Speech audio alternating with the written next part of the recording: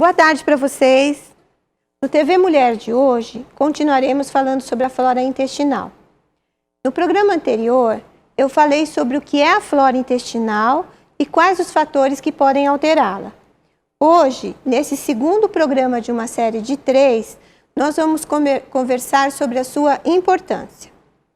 A flora intestinal desempenha funções muito importantes no nosso corpo, tanto a nível de prevenção de desnutrição, no fígado, como tolerância imunológica, problemas alérgicos, defesa contra infecções, prevenção de infecções, a nível cerebral, a homeostase, o equilíbrio nosso energético com regulação do humor. Isso aqui eu vou estar tudo explicando no decorrer do programa de hoje, certo? Bom, então vamos começar com a primeira função dela. Impedir a colonização excessiva por bactérias patogênicas, ou seja, bactérias que podem nos provocar doenças.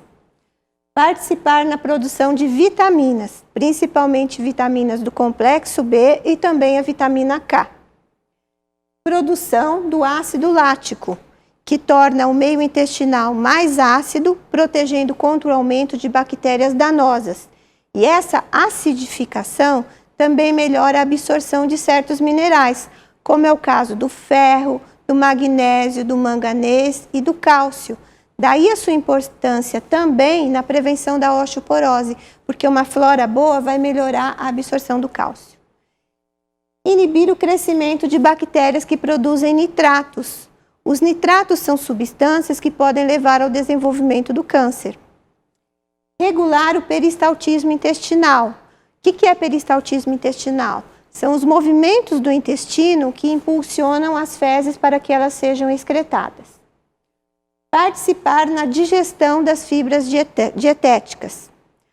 Absorção de toxinas. Com isso, a gente vai estar diminuindo a carga tóxica que pode alcançar o fígado. Aumentar a função do sistema imune, ao produzirem substâncias que combatem as bactérias e outros patógenos inimigos. Ações digestivas, uma vez que a nossa flora intestinal digere a lactose, produzem enzimas e participa da quebra dos ácidos biliares. Ela também participa na conversão do colesterol.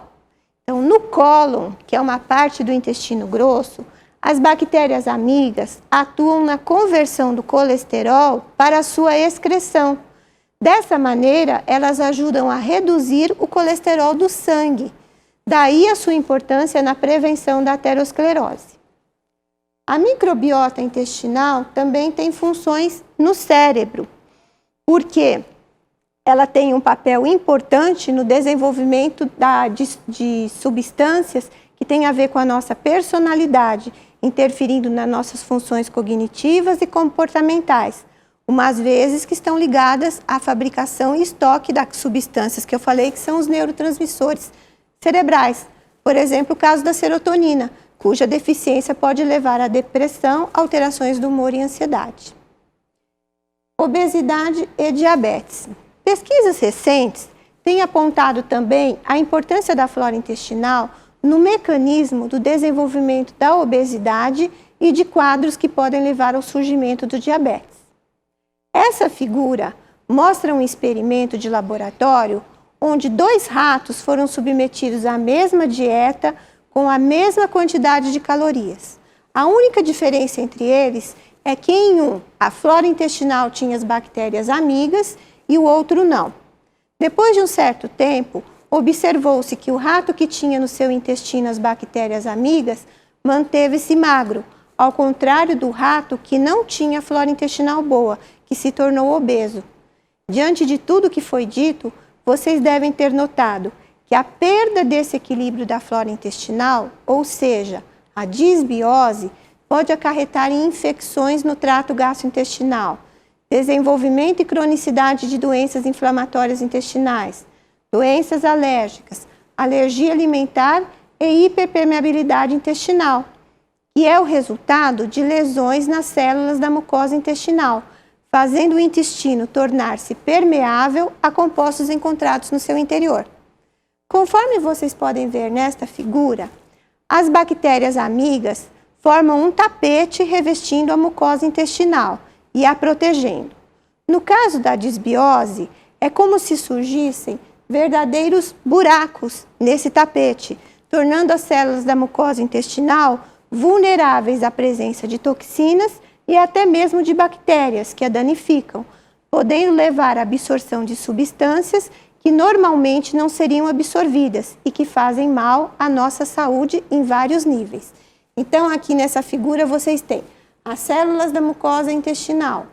Aqui vocês têm fatores como o estresse, como eu já falei em programa anterior, que aumenta a acidez, a presença de toxinas, partículas alimentares, drogas, medicamentos, bactérias ou patógenos e malformação nos órgãos. Tudo isso está dentro do intestino. Se você não tiver uma flora boa que fica como um tapete protegendo essas células da mucosa, você vai começar a ter buracos aqui. Então, essas substâncias tóxicas que não deveriam ser absorvidas, elas começam a ser absorvidas, levando a intolerâncias alimentares e alterações no nosso sistema imunológico. Por hoje, encerramos aqui, sendo que no próximo TV Mulher, que vai ser o último programa dessa série sobre flora intestinal, nós falaremos sobre como equilibrar a flora intestinal no caso dela estar desequilibrada. Qualquer dúvida ou sugestão, envie para o endereço aqui da telinha. Tenham uma boa semana e não se esqueçam de cuidar bem do seu corpo, porque ele é o seu maior instrumento. Tchau para vocês!